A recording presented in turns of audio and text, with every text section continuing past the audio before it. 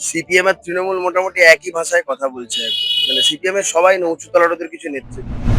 আমি খুব অবাক হব না কোনোদিন যদি দেখি শতরূপ ঘোষ ক্যামাক্সেটে গিয়ে অভিষেক বন্দ্যোপাধ্যায়ের হাত থেকে পতাকা নিয়ে তৃণমূলে যোগদান করছে। দেখো ওরা কি সুন্দর ঘুরে বেড়াচ্ছে রাস্তাঘাটে, হ্যাঁ, রোজগারও করে যাচ্ছে, সবই, ওদের কেউ ডিস্টার্বও করে না, কিছুই করে না। তৃণমূল ওদেরকে বেশ সুন্দর দুধে ভাতে রেখেছে, তাই তৃণমূলের মতনই ওরা তৃণমূলের বলা গুলিগুলোই আওড়ায়। দাদা একেবারে প্রচারের শেষ সময় এসে দাঁড়িয়ে রয়েছি। তুমি পেশায় আইনজীবী, ব্যারাকপুর কোর্টে আজকে প্রচারে এসছো, ব্যারাকপুর ডোর টু ডোর করেছো, হাওয়া কি বুঝছো শেষ সময়? 100% জিতবো, এ নিয়ে কোনো সন্দেহ নেই। ব্যারাকপুরের মানুষের যা পালস, ব্যারাকপুরের মানুষের যা মানে মুখে চোখে যে আত্মবিশ্বাস দেখতে পাচ্ছি, 100% জিতবো। একেবারে ব্যারাকপুরে রাজ চক্রবর্তীও প্রচার করছে, তিনিও বলছেন 100% কনফিডেন্ট। তার মনে হতে পারে, তিনি ব্যারাকপুরটাকে তো ছেড়ে না, ব্যারাকপুরটাকে তো আমি চিনি, নিশ্চিন্তে বলতে পারি ব্যারাকপুর জিতবো। শুভশ্রী এসছে তার প্রচারে, তিনি কে?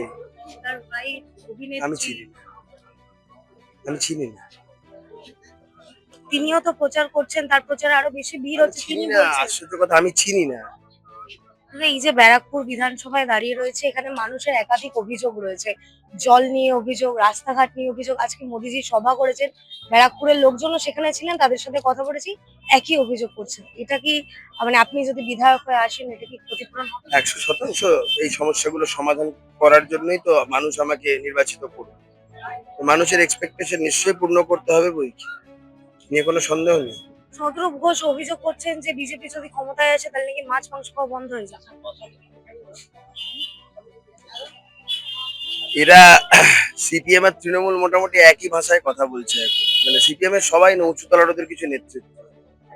দেখো ওরা কি সুন্দর ঘুরে বেড়াচ্ছে রাস্তাঘাটে, হ্যাঁ, রোজগারও করে যাচ্ছে, সবই, ওদের কেউ ডিস্টার্বও করে না, কিছুই করে না। তৃণমূল ওদেরকে বেশ সুন্দর দুধে ভাতে রেখেছে, তাই তৃণমূলের মতনই ওরা তৃণমূলের বলা গুলিগুলোই আওড়ায়। তবে ওদের নিচু তলার কর্মীরা কিন্তু ওদের সাথে নেই, এটা ওরা বুঝতে পারছে না।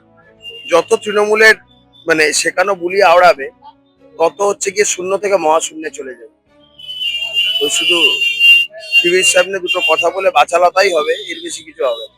কিন্তু তারা স্পষ্ট অভিযোগ করছেন বিজেপি যে যে রাজ্যে রয়েছে সেখানে বেশিরভাগই ননভেজ বন্ধ।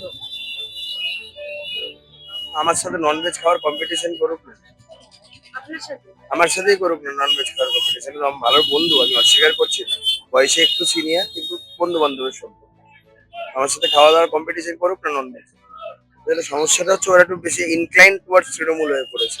আমি খুব অবাক হব না কোনোদিন যদি দেখি শতরূপ ঘোষ ক্যামাক্সেটে গিয়ে অভিষেক বন্দ্যোপাধ্যায়ের হাত থেকে পতাকা নিয়ে তৃণমূলে যোগদান করছে। আচ্ছা, মানে প্রতিকূলে সেকেন্ড পার্ট বলতে চাইছো?